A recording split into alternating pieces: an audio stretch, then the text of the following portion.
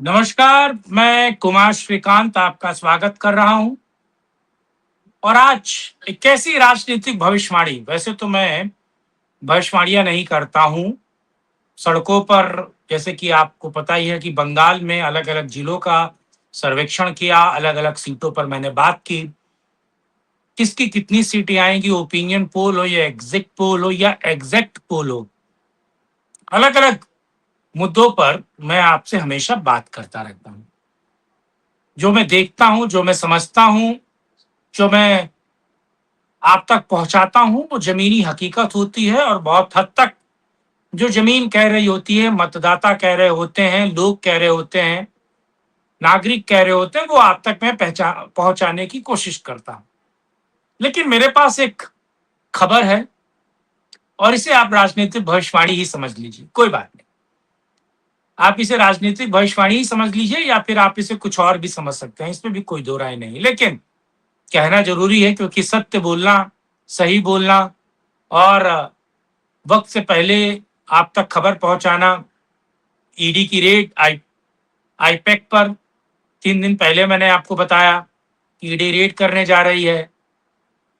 TMC की भगदड़ या फिर आईपैक और टीएमसी के बीच तू-तू मैं-मैं की खबर भी मैंने आपको बहुत पहले बता दी। तो दरअसल हम लोग लोगों से बातचीत करते हैं और लोगों से बातचीत कर जो खबरें निकलती हैं, जो बातें निकलती हैं, वो आप तक हम पहुँचाने की कोशिश करते हैं और लगातार वो आप तक हम पहुँचाते भी हैं। और आज एक बंगाल को लेकर बड़ी भविष्यवाणी। आप में से बहुत सारे लोग इसको समझते भी हैं, बहुत सारे लोग इसको अलग दृष्टि से देखते हैं, लेकिन मैं इसके कुछ निहितार्थ आपको बताने जा रहा हूँ। और ऐसा होता रहा है, पहली बार नहीं। विषय पे आने से पहले आप लोगों से अनुरोध है कि यूपी न्यूज़ लाइव 87 जब इसे आप यूट्यूब पे सर्च करेंगे तो ये आपको मिलेगा।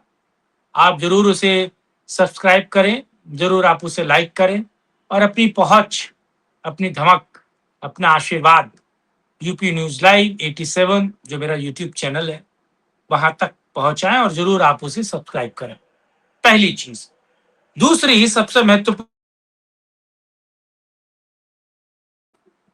माफ़ कीजिएगा, लेकिन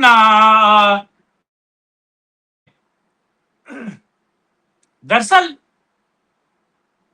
कल आपको पता है कि बंगाल के चुनाव का रिज़ल्ट आने वाला है। 12-1 बजे तक पिक्चर बिल्कुल साफ हो जाएगी और मेरा जो प्रेडिक्शन है, मैं जिस बात को कह रहा हूँ, जिस बात को मैंने कहा भी है, एग्ज़ैक्ट पोल बंगाल में कहाँ-कहाँ बीजेपी जीतेगी, बंगाल में किन-किन सीटों पर बीजेपी जीतती हुई नज़र आ रही है, टीएमसी कहाँ हारेगी और टीएमसी एसआईआर की मार, एंटी इनकम्बेंसी की मार, एंटी इनकम्बेंसी की बात रोजगार, स्वास्थ्य और ये जो हिंदू पोलराइज़ हुआ है और हिंदू बड़े पैमाने पर बीजेपी के साथ गया है, जिसे आप 27 वर्सेस 70 कह सकते हैं। यानी कि 27 गोल टोपी का वोट और 70% हिंदू वोट। वो बहुत बड़े पैमाने पर पोलराइज़ हुआ है क्योंकि पश्चिम बंगाल को बांग्लादेश नहीं बनने देने का बीड़ा सीधे तौर पर भद्रलोक और पूरे बंगाल ने उठाया। आज रिजल्ट, कल रिजल्ट आएगा और महज रिजल्ट आने के शाम में या फिर उसके 1 या 2 दिन के अंदर-अंदर आप टीएमसी में बहुत बड़ी टूट देखेंगे। टीएमसी के 29 सांसद हैं और बड़े सांसद हैं। महुआ मोइत्रा, सयानी घोष, कल्याण बनर्जी, अभिषेक बनर्जी, ये बड़े नाम हैं।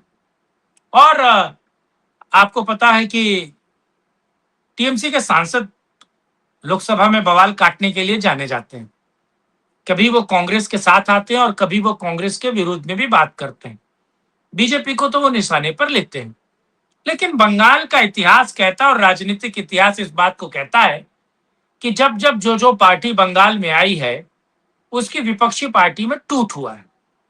जैसे पिछली बार 2021 में जब बीजेपी हारी और 77 पे पहुंची, 2 से 77 तक बड़ा लंबा फासला उसने तय किया उसके बाद आपको पता है बाबुल सुप्रियो से लेकर तमाम अलग अलग सांसद, अलग अलग विधायकों ने टूटकर टीएमसी में खुद को मिला लिया।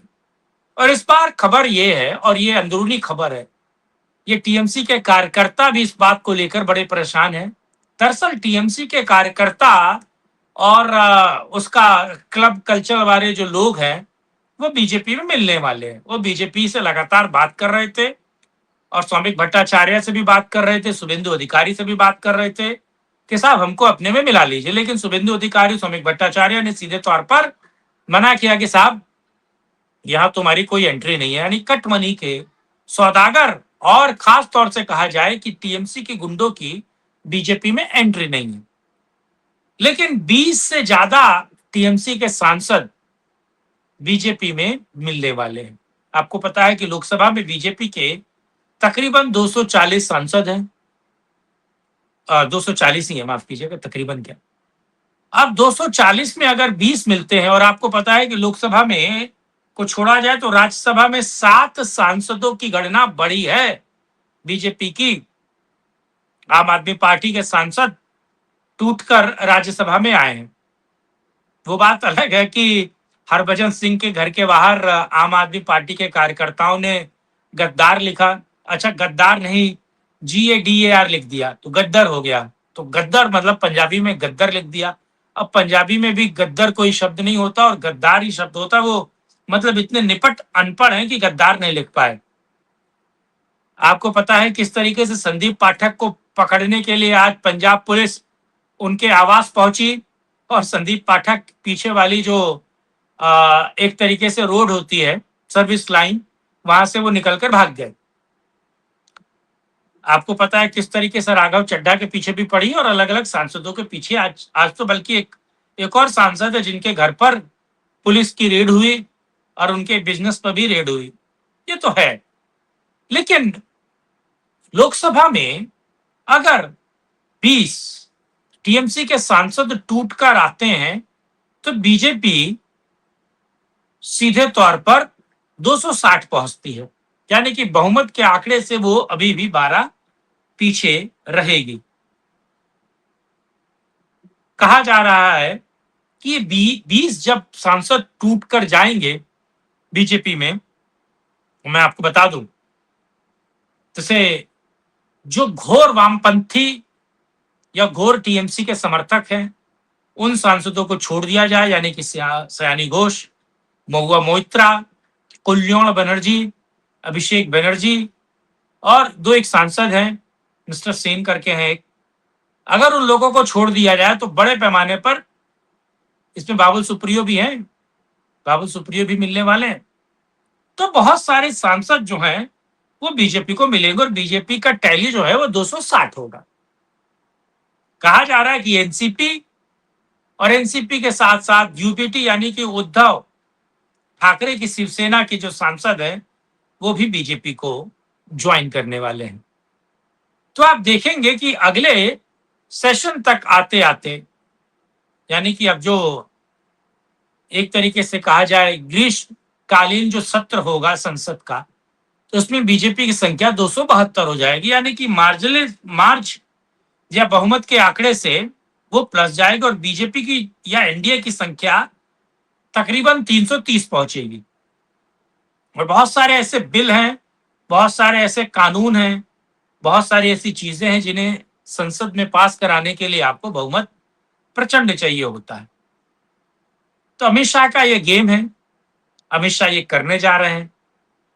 और राजनीति में आप बहुत सारे लोग कहेंगे कि साहब राजनीति में फिर शुचिता कहाँ रही, राजनीति में फिर ईमानदारी कहाँ रही, राजनीति में फिर कांग्रेस या बीजेपी कहाँ रही। देखिए, राजनीति में शुचिता की बात कर रहे हैं और आप राजनीति में ईमानदारी की सोच लगाए बैठे, तो मुझे लगता है कि आप अपने आप से ही गफलत की स्थिति में हैं।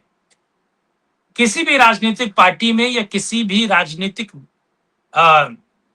सिनेरियो में अगर आप देखिए, टूट तोड़ या मिलन या किसी पार्टी को तोड़ना, किसी पार्टी में मिलाना, ये अमित शाह की पुरानी रणनीति है और अमित शाह इसको बहुत बेहतर कर रहे हैं और बहुत बेहतर इसे करेंगे।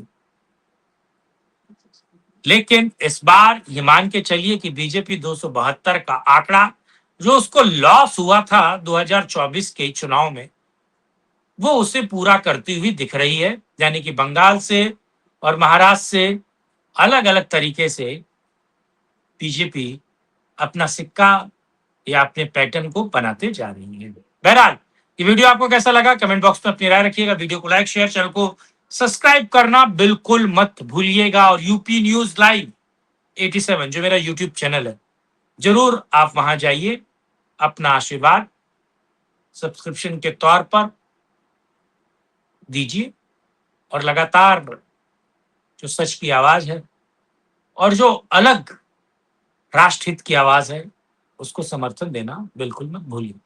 तब तक के लिए किसी और वीडियो में मिलेंगे, राष्ट्रहित में चर्चा करेंगे। तब तक के लिए जय हिंद, जय भारत, वंदे मातरम, नमस्कार, जय श्री राम।